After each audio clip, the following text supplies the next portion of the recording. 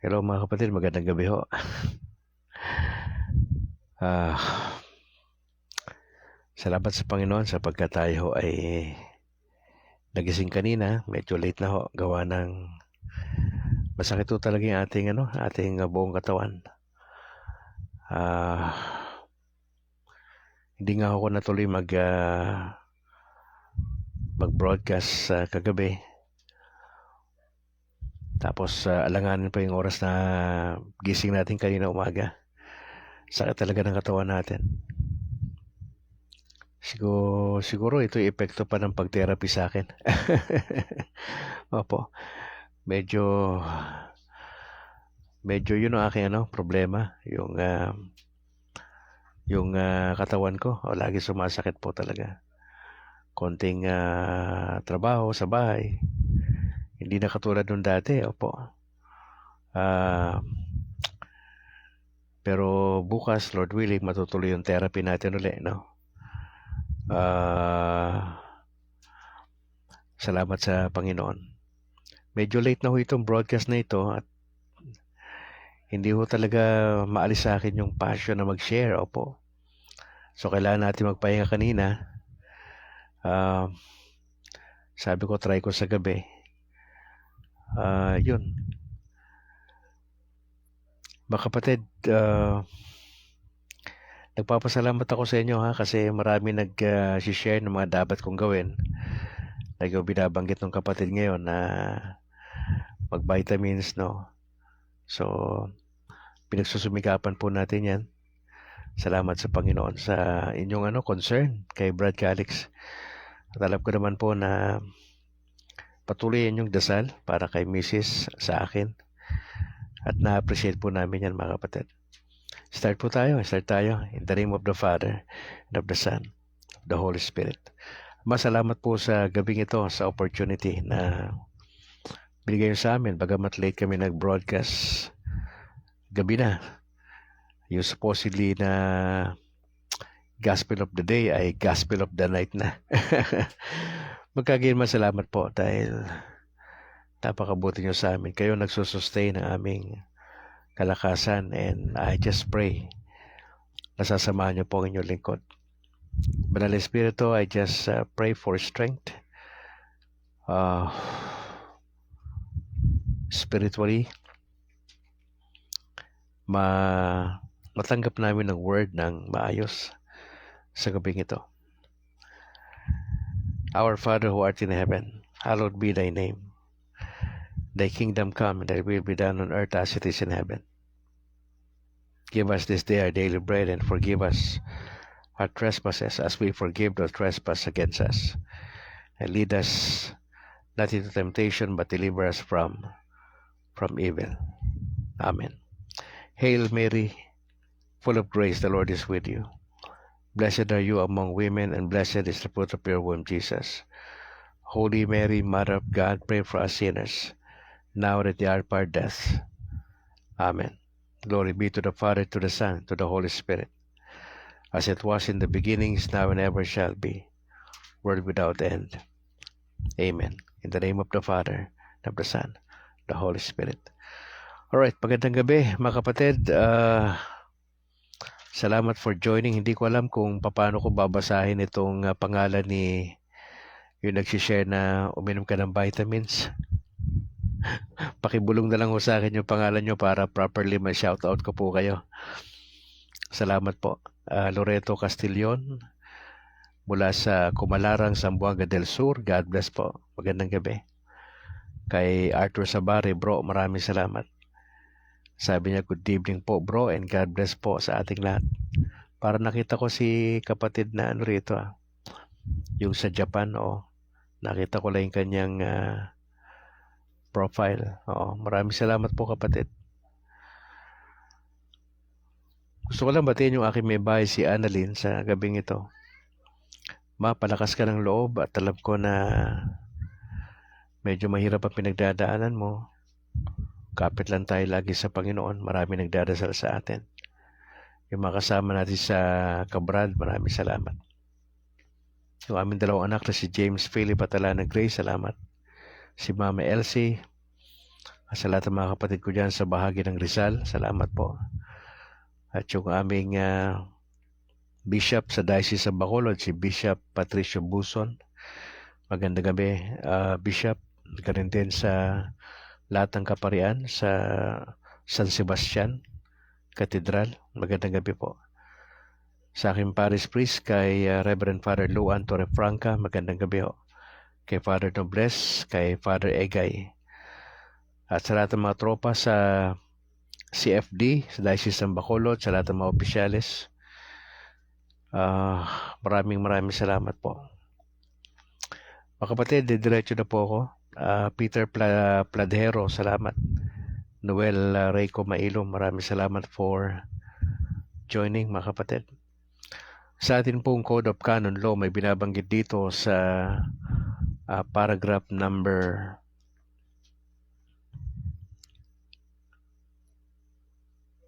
216, okay? Sa Code of Canon Law 216, sabi diyan, since they participate in the mission of the church, all the Christian faithful have the right to promote and or sustain apostolic action, even by their own undertakings, according to their own state and condition. Nevertheless, no undertaking is to claim the name Catholic without the consent of competent and ecclesiastical authority. Rodrigo Armas, magandang gabi po. Salamat for joining. Mga kapatid, tayo bilang Katoliko, tinatawag tayo na the Christian faithful. Yun po yung bansag sa atin. Maaari tayong mag-participate sa misyon ng simbahan po natin. At lahat po tayo ng mga Christian faithful ay may karapatan po tayo na i-promote at i-sustain natin yung apostolic action. Ito yung mga gawain sa simbahan, kay mga kapatid. Even by their own undertakings, yung mga ginagawa po natin. Yan po'y depende sa ating sitwasyon at kalalagayan.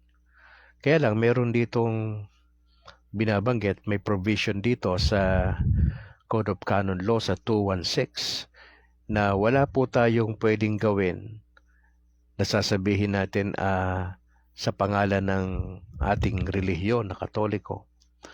Dapat meron itong basbas. Meron itong consent ng otoridad na simbahan. Sino po ba yung authority ng simbahan? Si Bishop, saka yung ating pare.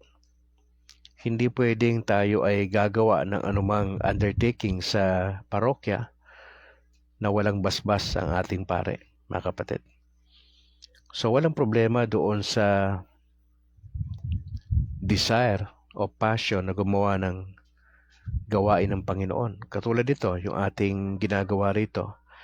Ito yung parang apostolate ko dito sa online, Ito ay alam ng aking parish priest na ito ay ongoing. Bagamat ito ay nagsimula panahon ng pandemya 2020, October 26. Nag-start itong broadcast ko 2020 pa.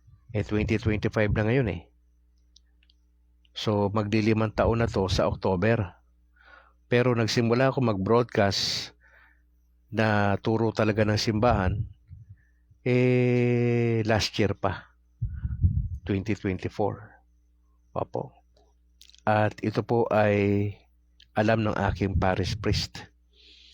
At yung aking hinihiling na lang na Lord willing, itong buwan na ito ay makausap ko ng personal yung aming bishop. At yung aming bishop ay talagang hihingi ako ng blessing sa kanya. Siyempre, mas magandang yung bishop alam yung ginagawa natin. Kasi ito, special po ito na ministeryo ni Brad Calix. Matagal na ho tayong pastor at yung ako po talaga ay nagbo-broadcast ever since. Opo. Nagbo-broadcast po ako sa radyo at ako po ay dating reporter ng DYBS sa Tagalog. Nagbabalita po ko. Balita na sa paligid at ako po ay nangangaral ng salita ng Panginoon Diyos. When I was assigned bilang missionary pastor sa Pangasinan for 7 years. Isa po sa mga naging highlights ng ministry ko diyon ay ako po ay nagbo-broadcast po sa radyo ng salita ng Panginoon Diyos ng kalahati hanggang 1 oras. Opo. Sa DWMC doon sa Rosales, nakapag-broadcast po ko dyan ng Word of God every Saturday, yung aking broadcast dyan. Ako mismo pumupunta ron sa station ng radyo at naging tandem ko yung isang kasama ko sa Southern Baptist, doon naman sa Angel Radio sa Dagupan City. So si Brad Calix ever since po ay sanay ako sa broadcast. Opo. Hindi lang ako nagpapastor, nagpa-plant ng church under sa aming denomination, kundi isa sa mga passion ni Brad Calix ever since ay ang mag-broadcast. Wala akong problema dyan, humarap sa camera, magsalita. Built-in ho sa akin yung nagsasalita. Opo. Ang mahalaga lang ay yung laman ng sinasabi. Ano man ang inyong involvement sa inyong parokya, sa inyong apostolate, at kung meron kayong parang bago na gagawin, maganda ho ipaalam sa pare. Hindi tayo pwedeng basta gumalaw ng isang bagay na wala hong blessing yung ating parish priest. Especially kung medyo ang coverage nito ay medyo malaki. Dapat alam yan ni Bishop. At least may consent. Opo. Yung sa atin po kasi, matagal na ho talaga itong ginagawa. Hindi pa tayo naging member ng Catholic Church. Si Brad Calixto ay nagbo-broadcast na ho talaga tayo. Matagal na tayo nagbo-broadcast. At again, kampante tayo kasi ito ay alam ng aking parish priest. At yung aking mga spiritual directors, alam nila na ito yung talagang focus ng aking ministry. Mga kapatid, importante ho yan, no? Hindi ho tayo pinagbabawalan ayon dito sa Code of Canon Law na tayo po ay ma-involve o gumawa ng isang mga bagay-bagay para sa ating simbahan, pero dapat ilalagay po natin sa maayos. Again, Canon Law 216, since they participate in the mission of the church. Itong ginagawa ni Brad Calix, part ito ng evangelization. Mga kapatid, sabi doon, all the Christian faithful have the right, pansinin nyo all the Christian faithful have the right to promote or sustain apostolic action, even by their own undertakings, yung personal mo, according to their own state and condition. Nevertheless, ang sabi rito, no undertaking is to claim the name Catholic. Huwag mo ipapangalan sa Catholic yan kung wala naman yang basbas without the consent of competent ecclesiastical authority. Sino ba yung authority natin? Overall, ang bishop. Pag under ka ng isang parokya, katulad ni Brad Calix, under po tayo ng San Juan Nepomuceno, Parish Church dito sa may Sumag, part ng Bacolod, dapat may consent, no? Katulad nung sinasabi ko na matagal na sa aking parish priest, ako po talaga ay nangangaral. Nangangaral ako sa campus, ako po ay nangangaral sa palengke. Opo, ginagawa po ni Brad Calix din ho yan. Pero tsumi-tsempo lang po tayo. At yung aking plano, sa kada market day namin dito sa Sumag, kada Martes, ay pwede ako naandyan sa tapat sa labas ng aming simbahan. Ako ay may maliit na pulpito dyan at may nakalagay dyan na maliit na tarpaulin sa harapan ng maliit na pulpito na Catholic Faith Defender. At meron akong Biblia, meron akong maliit na siguro trompa na maliit o di kaya karaoke type na sound system para mapakinggan tayo ng tao. Mga kapatid, ano man yung gusto mong gawin, okay? Huwag ka basta gagamit ng salitang Catholic kung wala yang authority. Okay? Pag may authority yan, wala tayong problema. Opo. Opo, hindi po tayo pinagbabawalan. Ini-encourage nga po tayo pero ilagay lang natin sa lugar. Alright, dako tayo sa ating Gospel of the Night na ho ito. Hindi na ito Gospel of the Day. Gabi na po kasi. John chapter 8 po. John chapter 8.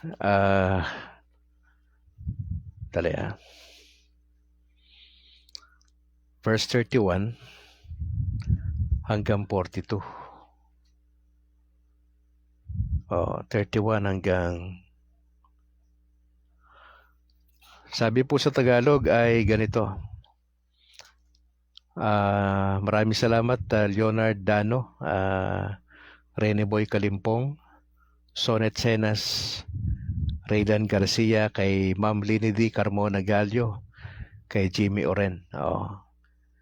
Sige, sinasabi ni Jesus sa mga Hudyong sumasampalataya sa Kanya, kung patuloy kayong susunod sa aral ko, totoo ngang mga tagasunod ko kayo. Malalaman ninyo ang katotohanan at ang katotohanan ang magpapalaya sa inyo. Sumagot sila kay Jesus, nagmula kami sa lahi ni Abraham at kailanmay hindi kami naging alipin ng kahit sino. Bakit sinabi mong palalayain kami? Sumagot si Jesus, sinasabi ko sa inyo ang totoo. Ang sinumang nagkakasala ay alipin ng kasalanan. Ang alipin ay hindi namamalagi sa isang pamilya sa habang panahon, ngunit ang anak ay namamalagi magpakailanman. Kaya kung ang anak ng Diyos ang magpapalaya sa inyo, talagang magiging malaya kayo. Alam kong galing kayo sa lahi ni Abraham, pero tinatangka ninyo akong patayin dahil ayaw ninyong tanggapin ang mga itinuro ko. Sinasabi ko sa inyo mga bagay na nakita ko sa aking ama, ngunit ginagawa ninyo ang narinig ninyo sa inyong ama. Sinabi ng mga tao, si Abraham ang aming ama. Sumagot si Jesus, kung totoong mga anak kayo ni Abraham, tinutularan sana ninyo ang mabubuting gawa niya, ngunit tinatangka ninyo akong patayin.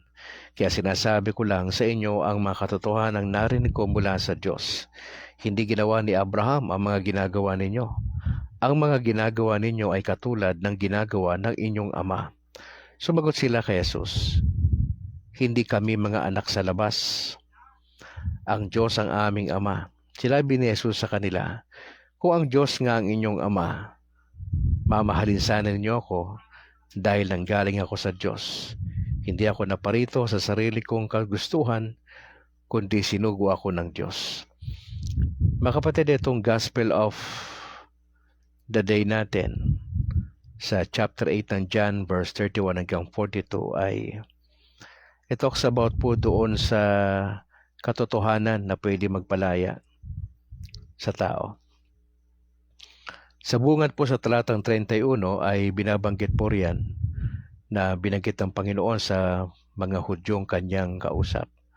Kung patuloy kayong susunod sa aral ko, totoo ngang mga tagasunod ko kayo. Medyo mabigat po itong hamon ng Panginoon sa kanyang mga tagapakinig. Actually, itong mga Hudyo na ito ay sumampalataya na sa kanya. Pero dapat bang huminto sa pananampalataya ang isang nakakilala sa kanya? Hindi ho. Ang sabi ng Panginoon, may karugtong yan. Hindi lang pananampalataya, kundi yung pagsunod sa aral ng ating Panginoon. Yan po yung tawag sa atin bilang mga Katoliko sa mga panahon na ito. Sa wikang Banyaga, if you remain in my word. Yung pananatili ho sa salita ng Panginoon Diyos ay mahalagang bahagi ng pagiging Katoliko. Alam naman natin kung anong ibig sabihin ng word. Yan po yung scripture. Opo. Sa atin po, yung scripture saka si Jesus ay inseparable po yan sa Katoliko. Pero ang pinag-uusapan dyan ay hindi lang ho yung doktrina ng simbahan, hindi lang din ho ang pananampalataya sa Panginoong Jesus, kundi mahalaga na bahagi pagdating sa salita ng Diyos ay yung pananatili natin bilang Katoliko sa aral ni Jesus. Bagamat tayo bilang Katoliko ay we do not believe sa Bible alone lang. Importante yung bahagi sa atin ng salita ng Diyos, pero maliban sa salita ng Diyos, ay meron po tayong sacred tradition. Pangatlo, meron tayong magisterium. Hindi pwedeng tumayo ang isa na hindi kasama ang dalawa.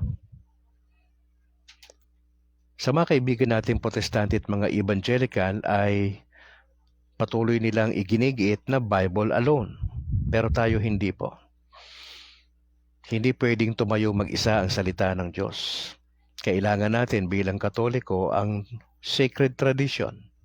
Nawala sila niyan. At lalo na yung magisterium. Nawala po sila niyan. Meron lang sila Biblia. Sa atin, yan ang unang authority natin. Ang Biblia. Pero hindi po lang yan natatapos. Yan po yung tripod sa Catholic Church. Sacred Scripture, Sacred Tradition, saka yung Magisterium. Ang issue sa atin ngayon bilang mga Katoliko, paano tayo mananatili sa salita ng Diyos? So yung lagi sinasabi ni Brad Calix, isang paraan para manatili tayo sa salita ng Panginoon Diyos ay dapat hindi lang may kopya ka ng salita ng Diyos, kundi dapat ito ay regular nating binabasa. Meron nagre-reflect tayo sa Word, pinag-aaralan din po natin, ibinabahagi po natin, at isinasabuhay po natin ito. Ito po yung malaking hamon sa atin itong taong 2025. Sana makita sa ating mga Katoliko na tayo ay totoo na tagasunod ng ating Panginoon. Sabi ng Lord, if you remain in my word, ito po ay conditional Isa palang paraan para tayo ay maging tunay na disciple o tagasunod ni Jesus ay dapat tayo ay nananatili sa kanyang salita. At ang sabi diyan, and you will know the truth. Ito po yung pangalawang magiging dahilan. Una, pananatili sa salita ng ating Panginoon.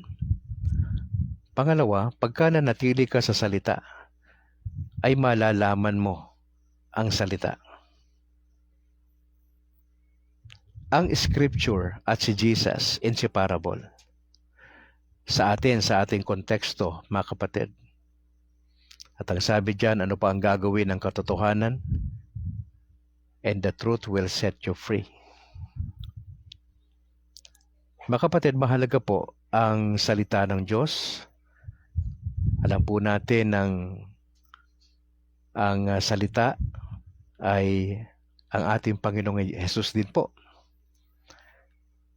Yung my words sa ating konteksto, yung Biblia. Pero alam natin na kung sino ba yung salita.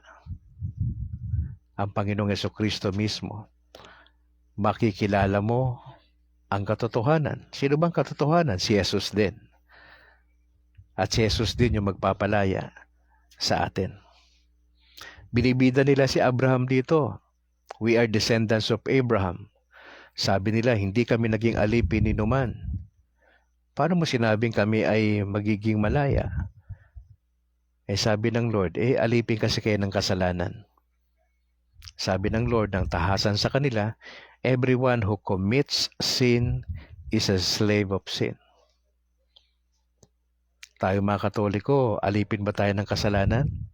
Opo. Ano ba ito? Gaano kadalas yung pagkakasala natin? Madalas. Gaano kadalas yung madalas? Sa isang araw, marami tayong kasalanang nagagawa. Bakit hindi tayo dumidirekta lang sa God the Father para manalangin? Bakit kailangan nating lumapit sa pare? Sapagkat yun ang ating turo.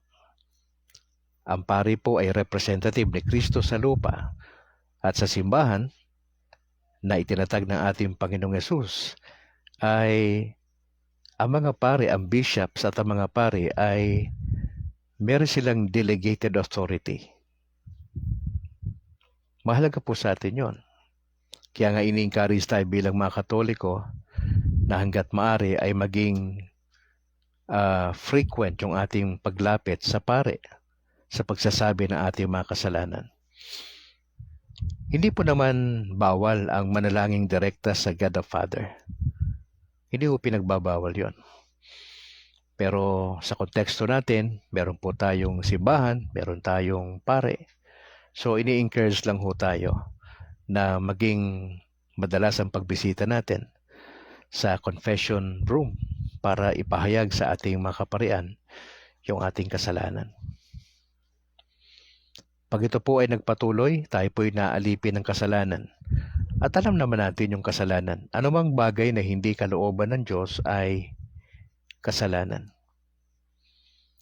Mga kapatid, gusto ko yung puntusan duho dito na binabanggit din ni John.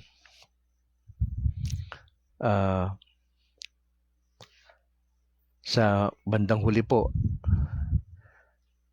sabi ng Panginoon sa kanila, if God were your Father, you would love me. Kung talaga ang Diyos ang iyong Ama, sana mamahalin niyo ako. Sabi ng Panginoon. Bakit? Gusto nilang patayin si Jesus Ano yung nagtulak sa kanila para patayin nila si Jesus? Para po doon sa mga religious leaders sa panahon ni Jesus, ang mga Pariseo, mga chief priest, ang mga Sadducees, ang mga scribes, di ho ba? Sila po yung mga pasimuno ng pagpatay sa ating Panginoong Jesus. Ano po yung pinakamotibo sa pagpatay? Natapos na ho yun kasi history na po yung pagpatay nila sa ating Panginoon Binabalikan lang natin yung narrative dito po sa gospel. Yung kanilang inggit. Hindi na sila kasi nagiging paborito ng tao. Ang pinupuntahan na nila noong panahon na yon ay si Jesus dahil naging sikat ng Panginoon. Yung atraksyon ng tao wala na sa kanila kundi nabaling na sa ating Panginoon. At yung mga paglabag na hayagan ni Jesus lalo na sa panahon ng Sabat na kontrang-kontra sila sa Panginoon. At yung ipinapantay ni Jesus ang kanyang sarili sa Ama. Hindi nila naintindihan yun na ito palang si Jesus na ipinanganak ni Virgin Mary ay siya na palang Messiah. Na-miss talaga nila yung talagang malaking punto na yung kanilang ipinapatay pala nila, ayun na pala yung promised Messiah in the Old Testament po. Mga kapatid, as I close para sa ating sharing time sa gabi na ito, pinag-uusapan dito mga kapatid yung relationship. Yung ating identity. Klaro ba sa atin yung identity natin bilang Katoliko? Ayon po sa turo ng simbahan, naging anak tayo ng Diyos nang tayo ay sumailalim sa Sacrament of Baptism. Yun po yung entrance sa lahat ng sacraments. Hindi pwedeng hindi ka dadaan doon at hindi pwedeng hindi ka dumaan doon.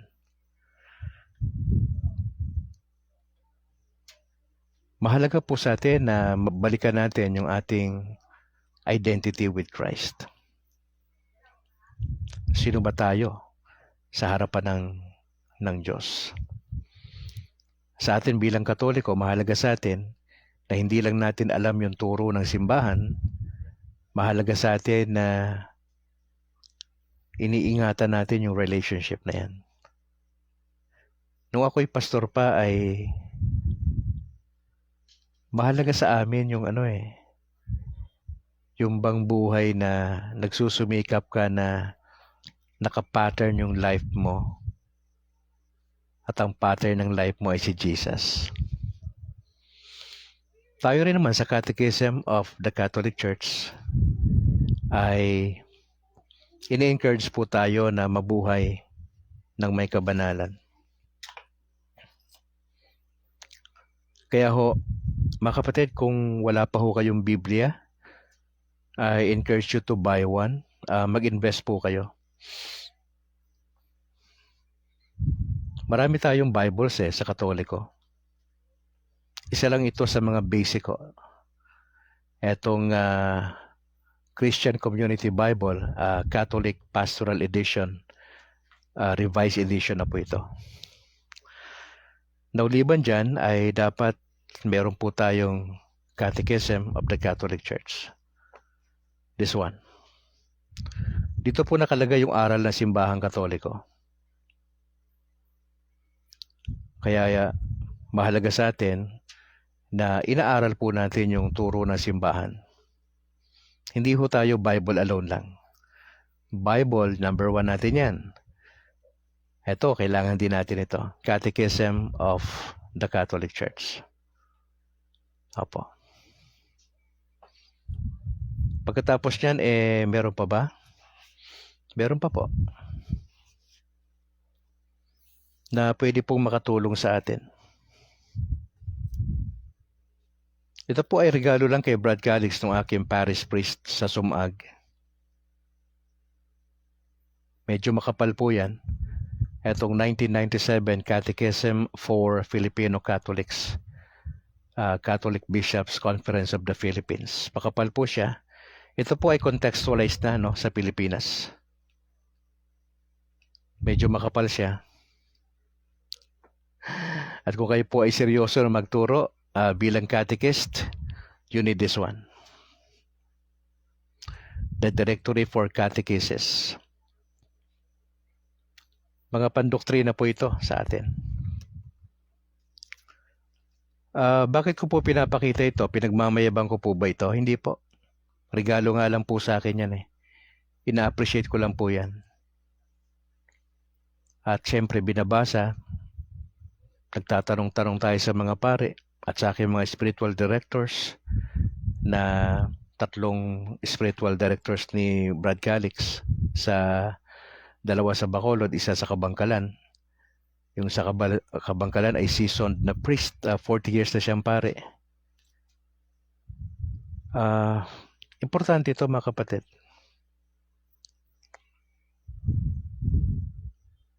Malaman natin ang turo ng ating simbahan. Gusto ko lang pasalamatan yung isa sa mga nagbigay ng regalo sa akin. Very precious gift. I posted it on Facebook. I think way back, parang January pa. Naalala niyo yung Ignatius Catholic Study Bible na ginawa ni Scott Hahn, dating pastor ng Presbyterian, naging Katoliko. Siya po yung pinaka-general editor. Pribilehiyo lang po ito na binigay sa atin at gusto ko lang pasalamatan. Shoutout kay Arturo Pagatpatan for the gift ng Ignatius Catholic Study Bible, Old and New Testament. Medyo makapal po ito. Parang pang library. Ito I think ilang piraso pa lang kami sa Bacolod sa CFD na meron ito. Medyo makapal po siya. Old and New Testament. Ito po ay pinangunahang gawin ni Scott Hahn, ni Dr. Scott Hahn, ang dating pastor ng Presbyterian at the same time theologian. Sila po ang gumawa nito, itong Ignatius Catholic Study Bible, Revised Standard Version. Ito po ay Second Catholic Edition na po. So, salamat sa aking sponsor. Medyo mahal po ito pag binili. At pribilehiyo lang po na nagkaroon tayo nito.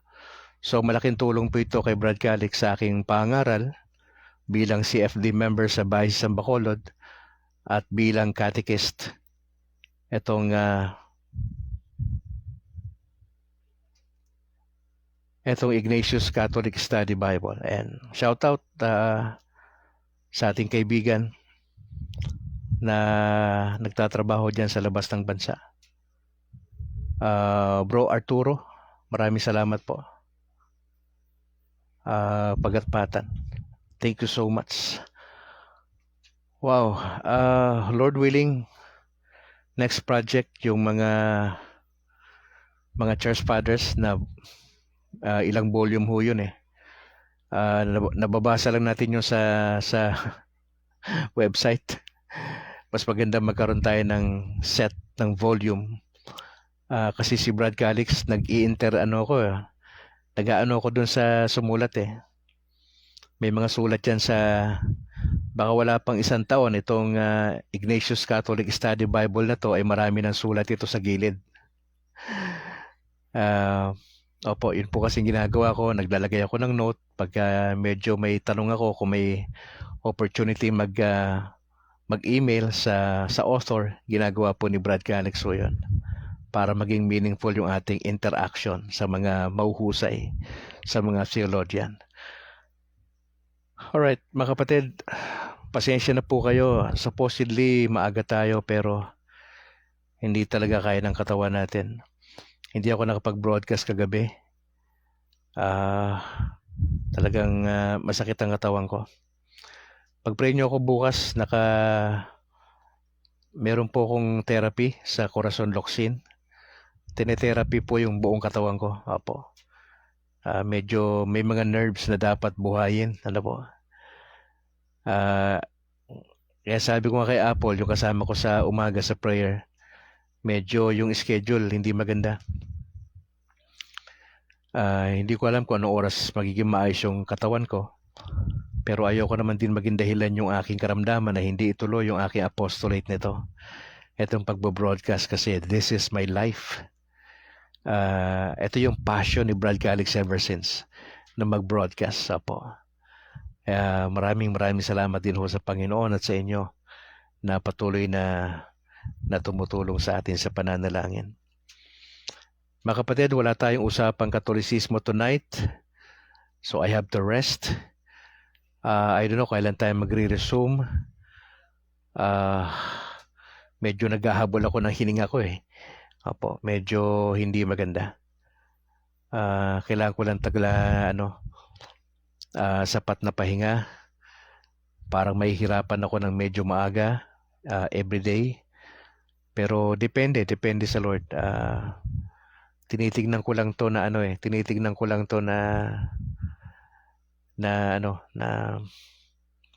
paraan ng Diyos para magpahinga ako. Opo. Dire-diretso po kasi yung broadcast natin, di ba? Monday to Friday, tas may gabi pa tayo. Pagka weekends din ho, diretso pa rin po si Brad Calix, even Sunday. Opo, kaya salamat lang sa lakas na binibigay ng Lord sa atin. Opo. Ipagdasal natin yung ating plano na online training sa mga katulad po ninyo na layman. Kinakausap natin yung pamunuan ng Catholic Faith Defenders sa Diocese ng Bacolod. Baka ho maituloy namin yung planong combination ng pagtuturo sa inyo ng philosophy, ng theology, saka ng apologetics. So, kailangan nyo yan bilang Katoliko. Para saan yan, Brad Calix? Para maipasa ho namin sa inyo ang turo ng simbahan. At least yung basic na turo ng simbahan, malaman nyo. Maganda kasi na maging part ng sistema nyo yan. At tuturo ho namin sa inyo paano ho ninyo ipagtanggol ang pananampalataya laban sa mga anti-Catholics. Apo. Yan po ay private na pag-aaral, hindi po yan live. Once a week lang ho yan, Lord willing, 2 oras kada session. Siguro mga 7 meetings per subject. At tignan natin kung ito ay magpo-progress. Tignan natin, nakadepende ho yan sa inyo, sa mga enrollees natin. May mga nagpahayag na po ng kanilang desire na maging estudyante. Opo. Patuloy po namin itong pag-uusapan at Lord willing, ay sa opening ng classes by June ay mag-i-start po tayo. Probably weekends po ito. Probably Saturday lang ho ito. Apo. Para hindi makaabala po sa ating mga ginagawa nyo pa ho sa inyong mga parokya. Alright, maraming salamat, Joselito. Maraming salamat for joining. Kay Alan Janeta, bro. Maraming salamat dyan sa Hungary. Andante, maraming salamat po for joining. God bless. Elizabeth Baknat, Rogelio Malate, maraming salamat. Hindi ko po alam kung meron tayong Tagalog na Catholic Catechism of the Catholic Church. May nakita akong konti, parang portion lang sa Facebook, pero hindi kompleto. I don't know kung, nagtatanong nga ako kung meron. Ang karamihan kasi sa wikang Banyaga. Pero try natin kapatid, magtanong kung meron siyang Tagalog version. Itong Ingles ha. Salamat Apple for joining. Ipag-pray po natin ang mama ni Apple, nasa ospital pa rin siguro. Joseph Anyabiesa, maraming salamat po. Jermaline Honasan Balahadya dyan sa San Pedro, Laguna, salamat for joining. Raydan. Pastor Angelo Hardilesa Gonzaga, magandang gabi Pastor, God bless po sa pamilya. Salamat po for joining. Si Raydan Garcia, sabi niya magandang gabi po Brad Calix at sa lahat ng taga-subaybay ng inyong programa. Pagpalain ka palagi ng ating dakilang tagapagligtas. To Jesus through Mary. Okay. Jimmy Oren, maraming salamat po. Salamat sa pag-join. Kay Ma'am Lini Di Carmona Gallo, Ma'am, magandang gabi ho. Regards lang po sa inyong husband. Kay Sir Jolens. Tama ba si Jolens? Nalilito ako dun eh. Sonet Senas, maraming salamat po. Rene Boy Kalimpong, maraming salamat bro. Kay Pastor Leonard Dano, maraming salamat for joining. Rodrigo Armas, salamat. Noel Mailom, salamat bro. Peter Pladhero, Arthur Sabare, salamat bro. Loreto Castillon. Hindi ko alam kung Thailand itong yung salita na to Hindi ko alam. Hindi ko mag-gets yung niya, yung pangalan niya Medyo mahina po ako diyan. Hindi po tayo linguista po. Pero marami siyang sinishare tungkol sa pagpapahinga at dapat mag-vitamins ka bro. Apo. Sige. Magandang gabi po sa inyo mga kapatid. That's all for tonight. Pakishare po yung ating video. Supportan po natin yung State of Grace, yung YouTube channel ni Brad Calix. Try po nating mag-live doon minsan sa YouTube para masanay na kayo na naka-simultaneous po sa FB. Apo. Please subscribe po sa ating YouTube channel na State of Grace, Brad Calix. Apo. Paki-share po ninyo sa inyong mga kaibigang Katoliko nationwide. Konti na lang yung kailangan natin para sa 1,000 na Apo. Dahan-dahan lang po yan kasi bago lang naman po yan yung ating YouTube channel. Mga ilang buwan pa lang din yan. I think mga 4 na buwan na yan sige, pag-pray lang natin na gamitin ng Lord. Salamat tayo kay Bro George na siyang responsable po sa pag-upload ng mga videos ni Brad Calix dyan sa ating YouTube channel. Magandang gabi po sa lahat ng CFD sa Diocese ng Bacolod, dyan po sa Granada, sa Talok, at dito kay Father, nakalimutan ko, wala akong kopya sa Barangay 39 ba yan, Apple? Oo. Yung simbahan dyan. Okay, maraming salamat. Mga kapatid, please bear with me. Medyo yung timpla ng ating katawan, yung ating kalusugan ay nakadepende po yung ating broadcast sa ating katawan. Opo. Ipag-pray natin na bumalik yung tamang oras natin sa alas 5:50 ng madaling araw hanggang alas 7. Nahihiya ako kay Apple eh. Hindi namin maano ni Apple eh. Yung kanyang ministry na magdasal. Opo. Sige lang. Hopefully po magiging maayos din po ito. At saka yung ating usapang Katolisismo, try natin bukas ng gabi na meron po tayo. Sige po, tayo po yung manalangin. In the name of the Father, and of the Son, and of the Holy Spirit. Ama, salamat po sa gabing ito. Masaya kami sapagkat nabigyan namin ng pansin ang ilang talata o dito sa John chapter 8. Mahalaga kayo bilang bahagi ng Katoliko na makilala ho namin kayo ng lubusan, ang salita po ninyo, at kayo rin po yung salita. Mahalaga na bahagi ng discipleship, yung maayos na relasyon.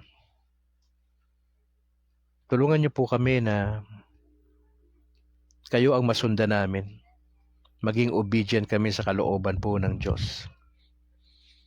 Pinagdadasal namin ang mama ni Apple sa oras na ito, kahabagan niyo po siya. Dalangin namin ang kalooban niyo sa kanyang karamdaman, ganun din sa aking may bahay. Pinagdadasal ko po ang inyong kalooban para sa aking ninang din naman. Kayo po ang mas nakakabatid ng dapat mangyari sa kanya. Kami magdadasal lang, patuloy na aasa sa inyong milagro. Maraming salamat din po sa mga kapatid na nakasama namin ngayong gabi. Pagpapalain niyo po ang bawat isa. Makita namin yung mga sarili namin na umaasa po lagi sa inyo. Lord, tulungan niyo ako bukas, schedule ko for therapy. Sana yung katawan ko ay mag-react ng maayos doon sa therapy na ginagawa sa akin. Medyo painful yung therapy. Pero I believe it will help me.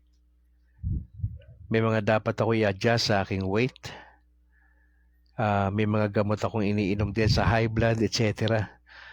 Pero lahat po yan ay part lang nung challenge ko bilang isang tagasunod ng Panginoon. At hindi yan magiging dahilan para huminto ako sa aking apostolate, which yung pag-share ng word on air. Salamat lang ho sa pribileyo na mayroong katulad nito. I don't know, probably this will be my last broadcast. I don't know. Probably, I don't know. Ang sa akin lang, every time nahaharap ako sa mga kapatid na Katoliko, makita nila yung kabutihan ng Diyos. Maramdaman nila yung yakap ng isang ama, ng Panginoon sa bawat isa sa amin. Na ito yung magtutulak sa amin na mas mahalin namin ang Panginoong Hesus pa. Seryosohin namin yung aming relasyon sa Panginoon. Na talagang susunod kami sa kalooban ng Diyos. Ano man ang mangyari sa aming buhay, karir, pamilya, tulungan nyo kami na maging masunurin sa inyo. Totoo na hindi namin hawak ang buhay namin. Tulungan nyo kaming mabuhay one day at a time. Lord, salamat lang sa opportunity na mayroong ganito. As long as I live, may opportunity to broadcast, I'll do this for you and for my fellow brothers and sisters, to encourage them to continue in the Lord. Also to live a holy life. Lord, pagpalain niyo ang bawat isa. Salamat for your love. We do appreciate yung kindness ninyo sa araw-araw. Samahan niyo po kami. Maraming salamat sa inyong salita. Tulungan niyo kami na mag-grow sa Panginoon. Na seryosohin naming patuloy yung aming pananampalataya kay Jesus. Maraming salamat po. We pray this in Jesus' name. Amen. In the name of the Father, and of the Son, and of the Holy Spirit. Magandang gabi rin ho kay Pastor Noe Dora, ang kauna-unahang pastor na naging Katoliko. Siya po ay naka-base dyan sa Cebu City. At Lord willing ho ay magkikita uli kami sa Bacolod ni Bro Noedora at yung ibang mga pastor na naging Katoliko na. Opo, sana ho magkita-kita rin ho kami. Mga kapatid, sa ngalan po na aking may bahay na si Annalyn, ako naman si Brad Calix mula rito sa Negros Occidental. To God be the glory, ingat po kayo, and bye for now.